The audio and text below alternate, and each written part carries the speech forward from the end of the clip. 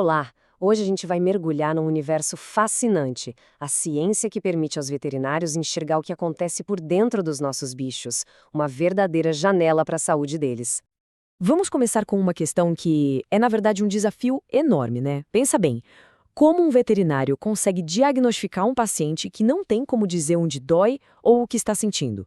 A resposta está na tecnologia, em ferramentas que conseguem literalmente tornar o invisível visível. A gente está falando dos testes de imunodiagnóstico que usam o próprio sistema de defesa do corpo para dar as respostas que precisamos. Ok, então para entender como tudo isso funciona, a gente precisa conhecer os dois personagens principais dessa história. Primeiro, o antígeno.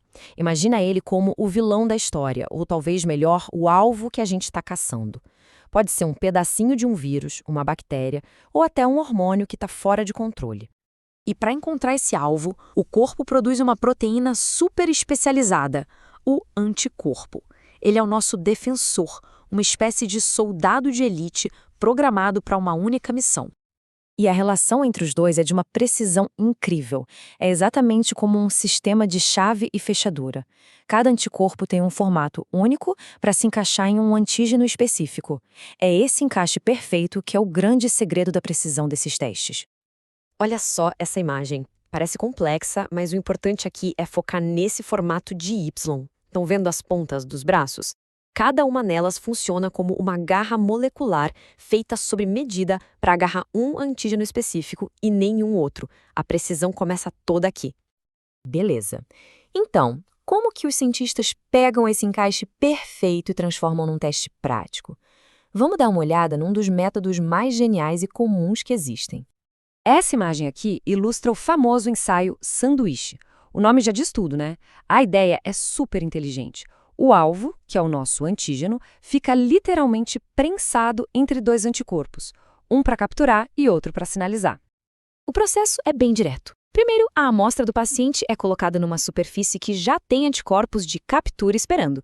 Se o antígeno estiver ali, ele gruda. Depois, entra em cena um segundo anticorpo que vem com um marcador e ele também se liga no antígeno. Pronto, tá feito o sanduíche. E esse marcador, então, gera um sinal que a gente consegue ver, tipo uma mudança de cor.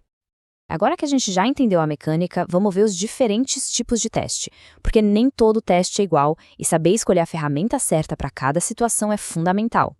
Exato. O veterinário precisa pesar as opções.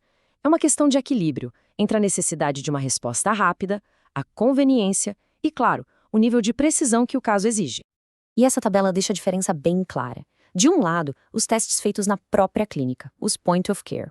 Eles são rápidos, simples, dão resultado em minutos, ótimos para uma triagem, para tomar uma decisão ali na hora. Do outro lado, os testes de laboratório. Demoram mais, são mais complexos, mas a recompensa é uma sensibilidade muito, mas muito maior, capaz de detectar até os menores vestígios de uma doença. E falando em testes rápidos de clínica, uma das tecnologias mais conhecidas é essa aqui. É o mesmo princípio por trás dos testes caseiros de farmácia, como os de Covid-19, por exemplo. Esse esquema mostra o que acontece por dentro daquela pequena fita de teste. Basicamente, uma amostra líquida, como sangue ou saliva, corre por essa tia, passando por diferentes zonas que foram preparadas para reagir numa ordem bem específica. O nome técnico é imunoensaio de fluxo lateral. Conforme a amostra vai correndo pela tira, ela primeiro pega carona com anticorpos que já têm um marcador.